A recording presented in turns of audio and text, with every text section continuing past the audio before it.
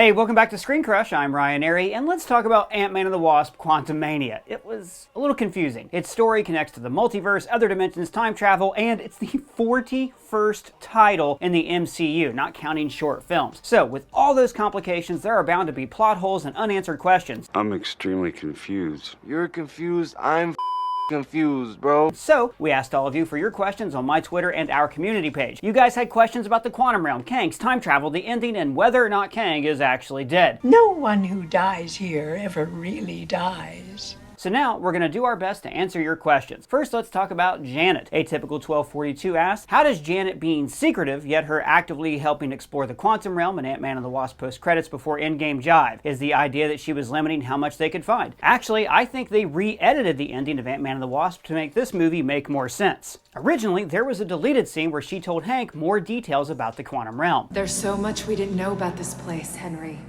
Worlds upon worlds, entire civilizations. And a lot of that exact dialogue was lifted for this movie when she explains the realm to her family. It's a secret universe beneath ours. So at the end of Ant-Man and the Wasp, they are sending Scott into like one very specific part of the quantum realm, and then they will pull him out. But in this movie, what freaks Janet out is that Cassie sends out a signal that reverberates through the entire quantum realm and then bounces back to their location. It's the difference between dipping your toe in the ocean or dipping your foot in chum and then into the ocean.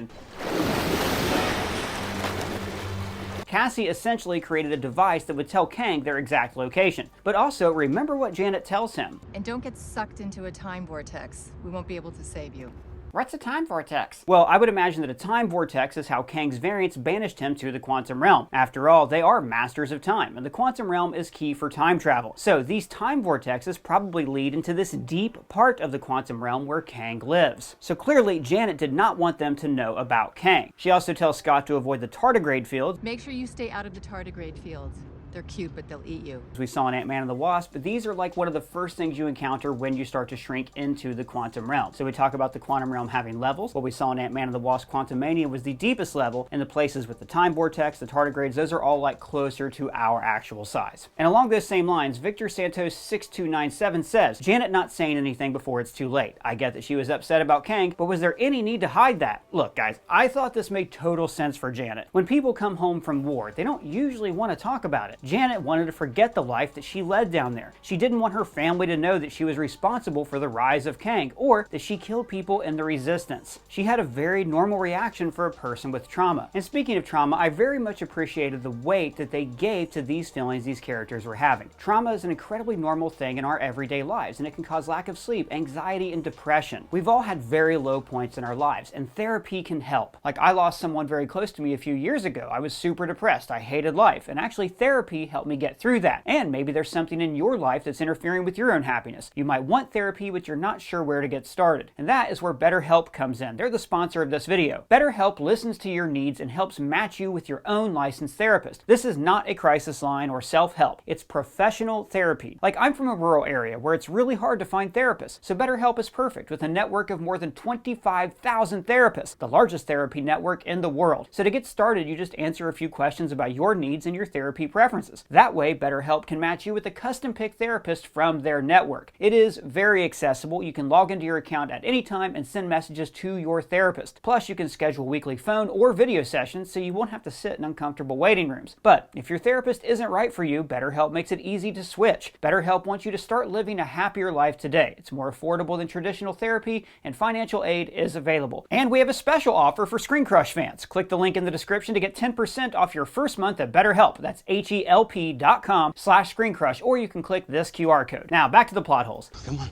Sorrel Trading had a similar question. If Janet Van Dyne just told them earlier that there was a time-traveling conqueror, maybe they would be more ready and cautious in sending a signal down there. Also, I don't know why the people there blame her for everything Kang did. Well, for one thing, Janet was pretty clear. She told them don't explore the quantum realm, and they were going against her wishes. And I already explained why she didn't tell them about Kang. And I totally understand why the people in the quantum realm would blame her for Kang. She helped him get his power back. She also led a fight against him, and even says that some people call her a terrorist. It's implied that Janet was a troublemaker who did some really nasty things down in the quantum realm. Half the people probably hated her, and the other half hated her for abandoning the fight against Kang. Rodney Summers on Twitter asked, in Ant-Man and the Wasp, Janet had strange quantum abilities. Should anyone else develop these powers? How could she have developed them? Well, she developed the powers because she was in the quantum realm for so long. I'm not the same woman I was 30 years ago, Henry.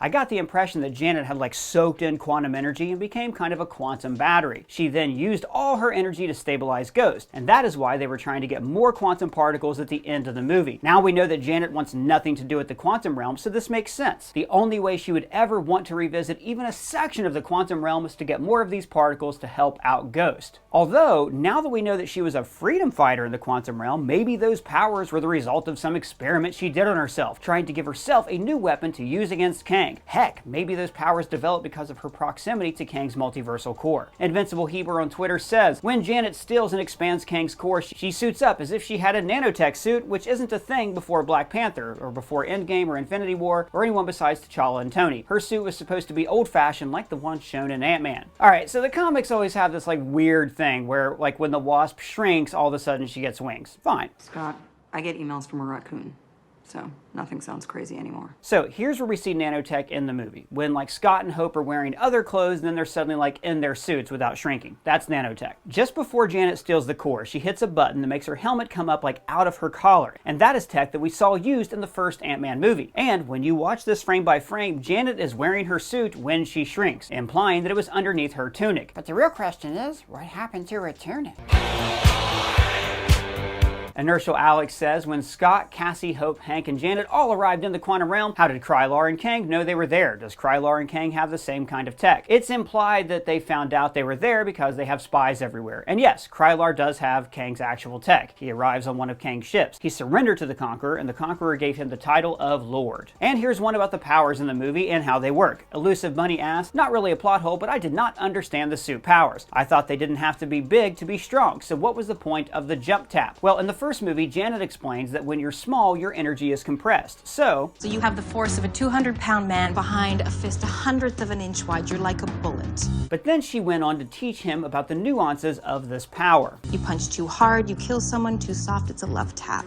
So you don't have to be big to be strong, but you do have to know how to focus your energy forward or else you'll hit too soft, like Cassie does when she bounces off the soldier's helmet face. But also, when Scott and Cassie are small, they can't jump high enough to hit someone in the face, so they have to do the jump tap in order to reach the bad guys' heads. They went on to ask, also, why have these suits and only the Wasp has flying tech? Imagine being like, flying would be life-saving, but I wouldn't be the right bug. Well, Cassie's suit is brand new and kind of unsanctioned, so of course she wouldn't have wings yet. And in the comics, she does have wings under her identity Stinger. As for why Scott doesn't have wings, well, it's because he doesn't. So I take it you didn't have that tech available for me? No, I did. Cannon Blackwell 1 says, they get hungry and tired when they grow really big, but in the quantum realm, they're still so tiny that it shouldn't matter how much they grow. So I think they establish it pretty well, that when they hit the sub-level of the quantum realm, they're like a default size for that realm. They are the same height as all the other humanoids. So when they grow or shrink, the same rules apply to them as they do in the real world. In fact, when they're giant, they even move slower, just like they do when they're in like the regular dimension. Nisa Dion writes, how did Cassie suddenly become a pro in her suit by the end of the movie when she was struggling to use it when they first got to the QR? Easy. They didn't have time for a full training montage like Scott had in the first Ant-Man movie. And also, this wasn't her first time being small and doing some training. Cassie says that she already knows how to do some of these fighting moves, so I suspect that Grandpa, Hank, and Hope had been showing her a few moves on the slide. This user asks who at Marvel owed Bill Murray money. His character was completely baffling. I fundamentally disagree. I loved Bill Murray's role here. They could have given this part to anyone, but Murray did a perfect job chewing up the scenery. In such a brief scene, he conveys that his guy is a freedom fighter who lost his faith, and now he's lost his soul and he's partying in hell. In Murray's more recent roles, he tends to play muted, emotionally repressed men. May I have a cigarette?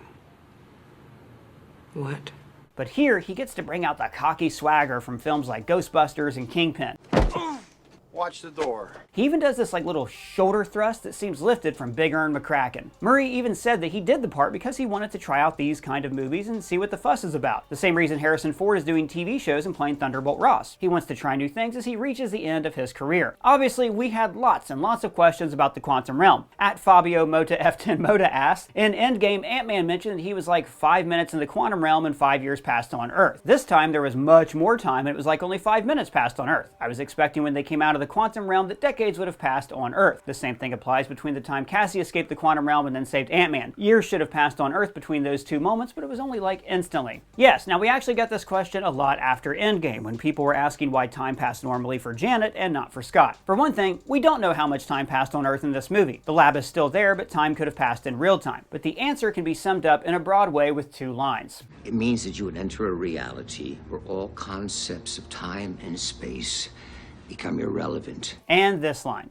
Time works differently in the quantum realm. Now look, this may sound like a cop-out, but like if some creature from another dimension were to visit our reality, they would find that the way time works here is also inconsistent, like the time dilation that we saw in the movie Interstellar. If you stand on a planet that is closer to a higher gravitational field, time passes slower for you than it does for the people on Earth. The gravity on that planet will slow our clock compared to Earth's drastically. So the rules for time are inconsistent even in our own dimension. Now I'll assume that since Janet was in the deepest part of the quantum realm for 30 years, that time passed at the normal rate for her. And so it passes at the same rate for the Ant-Fam in this movie, so it's only been like a day. Jeremy Gover had a similar question asking, you say for every year that goes by on Earth it's an hour in the quantum realm, but Janet Van Dyne looks so much older than 30 hours passed when she went subatomic. Why is that? Sorry if that's a dumb question. Not dumb at all, and it seems to depend on what part of the quantum realm you are in. And there's also those time vortexes that Janet mentioned. And don't get sucked into a time vortex. We won't be able to save you. Speaking of which, Mikey Brickman asks, if ants are super advanced, live thousands of years in a day, why not bring them back to Earth? Are you insane? Why in the hell would you want to unleash an army of ants like that on Earth? Leave them be. They've earned their kingdom in the quantum realm. For the Love on Twitter asks, also, who the hell shut off the quantum realm machine that Cassie built so the entire city didn't get sucked into the quantum realm? Or did it just conveniently shut off when Scott jumped in after Cassie? It was truly giving Otto vibes. Lol. I think you're talking about Otto's fusion reactor in Spider-Man 2 threatening to devour the whole city, right? Well, in this case, Cassie's machine loses power altogether, but then MODOK sends the signal back up to pull them in. Once they were in, MODOK apparently pulled the plug on his end. Milan asks, in the place wherein your multiple selves are created, suddenly how come Ant-Man and the Wasp are sole individuals? Easy. The reason they were duplicated was because each double represented a possible choice that they could make. Hope is immediately told to ignore them, and she is like much more focused than Scott, so there are fewer duplicates of her. Whereas Scott is like way more scatterbrained, so he has thousands and thousands of dupes. But Scott's duplicates disappear as soon as he grabs Hope's hand, because at that moment, he only has one decision to make, to hold on to Hope and save Cassie. Oh, and incidentally, a Twitter user named Maximilian Marvel pointed out that this sequence seems inspired by this really cool Mark Waid and Javier Garron Ant-Man and the Wasp comic. Very cool. Rodney Summers on Twitter asks, where the hell did all the people living in the QR come from? I thought it was just Kang and Janet at first. No, Janet was just living in a remote place. She wasn't stranded alone. These people are actually from the quantum realm. They evolved there. Hank even says when they arrived that none of this makes sense from what they know from an evolutionary standpoint. This is also why the people in the QR call Kang and the Ant-Fam outsiders. James Kerr also asks, how do they breathe? They are way smaller than oxygen molecules from what I understand. I'll let Hank answer that question. Where all concepts of time and space become irrelevant. I mean, the quantum realm has a creature that secretes Babel translation juice. There's a lot there that doesn't make any sense according to what we know about the laws of the universe in our dimension. And guys, we had so many questions about Kang that I'm really excited to get to. At Arthur Beyond 2175 asks, how does Kang know where the rebels were but never send MODOK to kill them before? He never cared. They weren't rebels. They were refugees, and they were not a threat to him. They weren't trying to attack him. They just wanted to be left alone. Biatku asked if Kang knows how everything goes, how did he not see this revolution and an ant army coming? Well, first of all, he did not see everything coming, or else he wouldn't have gotten himself trapped in the quantum realm. When Kang says that he saw the end of time, he wasn't saying that he saw the end of every possible timeline. He saw how all the infinite timelines were eventually going to destroy all of existence. It's like if you know how the World Series ends, but you may not know exactly who won all 2,430 baseball games. Shiva M. Mohan Law 1332 asks, why did Kang die? He is supposed to be the new Thanos, but he is killed by Ant-Man and the Wasp. He doesn't look strong. Will his death be retconned, or will the Avengers face another Kang variant? Guys, he is not dead. It's the MCU. Now, I do agree that having Ant-Man get lucky and beat him is like a little lame, which is why I think that when Kang does come back, the first thing he's gonna do is kill Scott. See, Scott put two kinds of PIM particles on the multiversal battery. He made it grow both big and small at the same time, which actually actually just ended up pulling it apart. This eventually made the energy inside the core explode and disperse, but the Pym particles made Kang shrink into the drive when this energy was still fluctuating. So all that happened is that Kang shrank down into the heart of this multiversal battery. A battery that generates a probability field that is like a supercomputer calculating different universes across the multiverse, and that battery's energy allows Kang's chair to open doorways to any time and place he wants. So I think Kang will use this energy with maybe some of the tech in his suit and open a portal somewhere and rebuild his empire. Akira U7318 asks, why does the Council of Kang exile Kang the Conqueror with this time machine if they know that that machine can help Kang get out from the quantum realm? I mean, they will know, because they are Kang's variants after all, that that machine can travel through time in the multiverse, so why do they exile Kang with his machine? Well, my take on it is that when they fought Kang, he had his machine, and like they were lucky to beat him. So they opened this tunnel, they sent the machine down with him, but only because they had no other choice. As for why they exile Kang, they do explain this in the movie, but there was a lot going on, it was easy to miss. Basically, different variants of Kang discovered the multiverse, just like He Who Remains explained. I love your shoes, I love your hair. Oh man, nice nose, thanks man. And every time they used multiversal time travel, they created new timelines, which created weirder and weirder variants. And some of those variants were violent and power hungry, so this council decided to rule over different universes, each helping the other out. Now, Kang the Conqueror is a lot like He Who Remains at the end of Loki. He's someone who skipped to the end of the book and saw that there was a multiversal war coming. In the flashes Janet sees, we see Kang destroying whole planets, which results in whole timelines being destroyed. By destroying these timelines, Kang was trying to stop a multiversal war, but the council just sees him as cutting into their territory, so they exiled him. Sean on Twitter asks, how did Kang communicate with the locals? Did he drink the goo at some point, or does he speak their native language? He drank the ooze.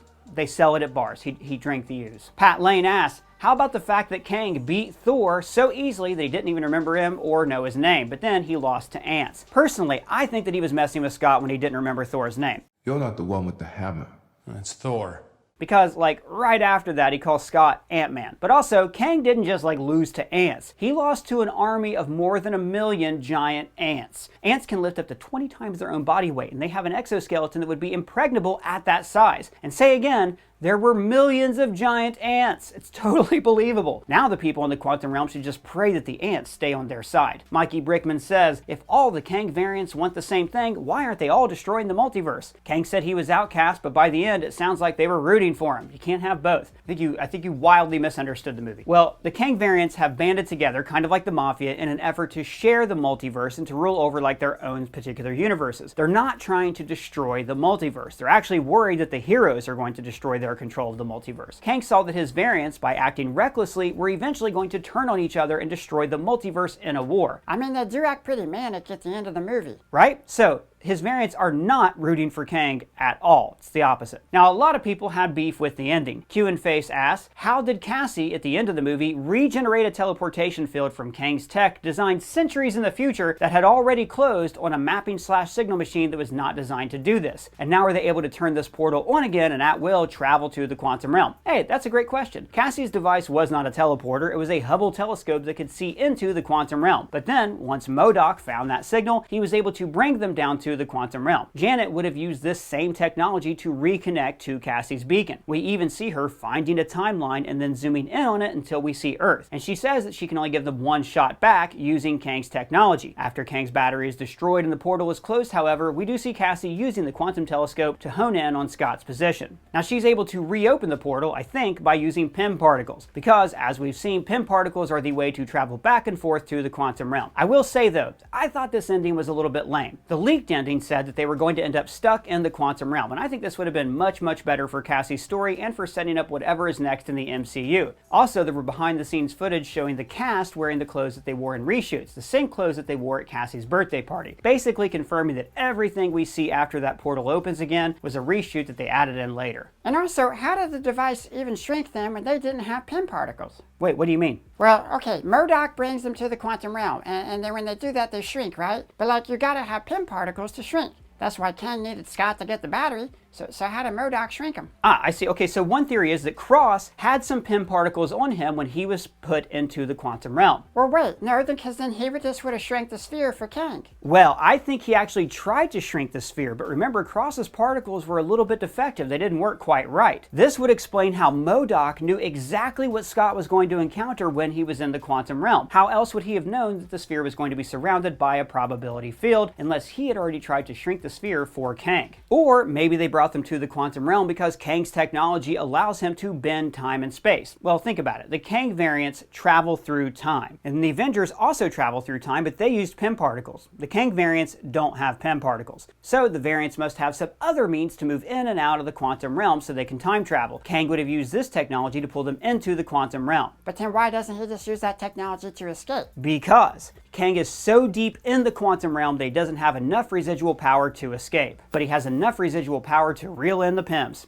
Okay, fair, well done. Deadpool 1746 says, not a loophole, just a question. If Kang isn't dead, what are the possible outcomes of Kang getting sucked into the multiversal core? Actually, man, we covered all of that in our Endgame Explained video. You should really check it out. Jerry Earls Jr. has a pair of questions. I find it hard to believe that Kang the Conqueror, who has killed trillions, including multiple Avengers, was killed by Ant-Man and the Wasp. They didn't kill him. And also, it was more that he was done in by the power of his own multiversal engine core. On a similar name, Scooby-Coon asks, Kang's psychic powers confused me. Could he only manipulate at a certain range? He would have force choked everyone that was a problem. I still like the movie though. Yeah, I like it too. And this is a fair question. Kang seems so overpowered at first, using telekinesis to torture Scott and Cassie, but by the end of the movie, that power is gone. But the movie explains this perfectly. Every time Kang uses his telekinesis, we see his forearm guards glow. Kind of like how an Infinity Stone on the gauntlet would glow every time Thanos used it in combat. You see, Kang doesn't actually have powers. He has all this advanced tech from the future, so he gets his power from his armor. Personally, I think that might change after he's sucked into the engine core and he'll have a natural ability to leap across timelines. Kang is hopping across timelines. He is a quantum hopper. Dun, dun, dun, dun. Quantum Leap theme, high five.